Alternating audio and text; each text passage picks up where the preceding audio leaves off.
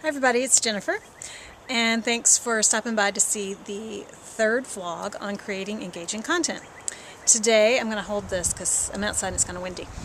Today, I'm going to talk about the number one mistake that pretty much everybody makes when creating content. But first, a tiny background about me and how I got into this field.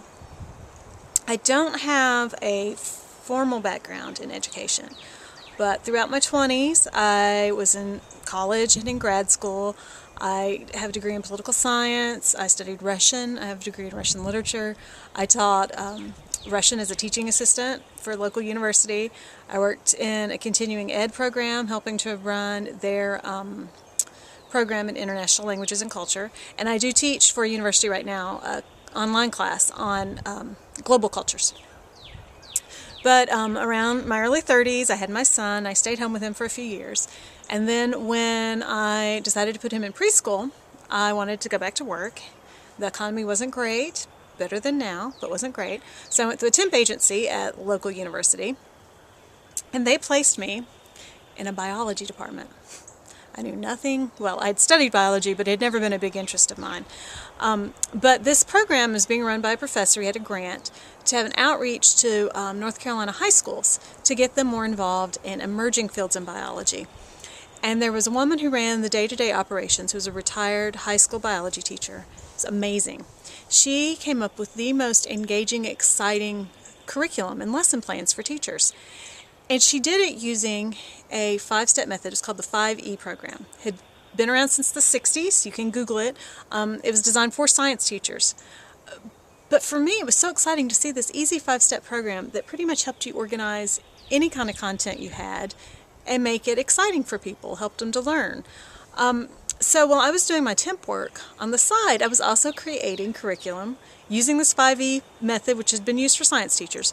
I created curriculum for the social studies and the English teachers that went with the biology curriculum, because I noticed that interdisciplinary curriculum was huge. So I showed that curriculum to these teachers, and they loved it. And they created a job for me as an interdisciplinary curriculum specialist. And I worked in that job for a little while. It was grant funded. Then I went on to manage an education and outreach program for a university research institute. And I used this 5-step process to actually set up the program, to decide what different programs I wanted. I used it to then design the specific programs within the program, informal, formal. I used it to help people when they were doing their PowerPoint presentations. I use it for everything. So that's what I'm talking about today. And what does this have to do with our number one mistake? Well, I'm going to tell you what the 5 E's are, and you have to do them in order.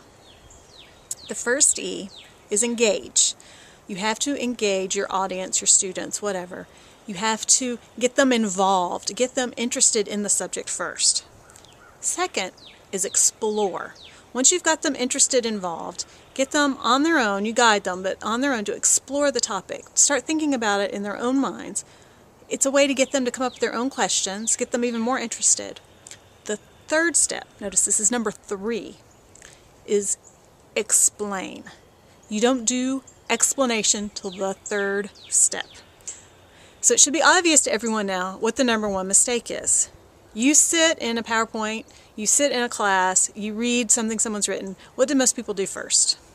They explain. We all do it, we've all done it.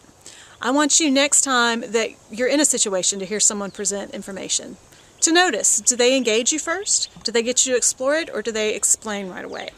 Sometimes explaining right away works because you have prior engagement, but that's something you did on your own. It's not something the presenter did. But if you don't engage someone first, often your explanation just falls on deaf ears. It's kind of like giving unsolicited advice. If a person doesn't want it, doesn't realize they need it, they aren't going to take it. Same thing with an explanation.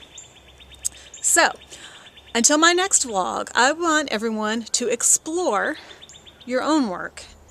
Look, do I engage people? Do I get them to explore, or do I jump right into explanation? Explore other people's work. See what they do. Next vlog, I will explain a little more what it means to engage people and give you some examples of really good ways, really easy ways to engage people right off the bat. Next vlog, I'll also tell you what the final 2 E's are. If you're really interested, you can Google it. You can explore that on your own. So I want you to go and explore this a little, and then next vlog, I will explain some more. Thanks for watching, and I will see you next time. Bye-bye.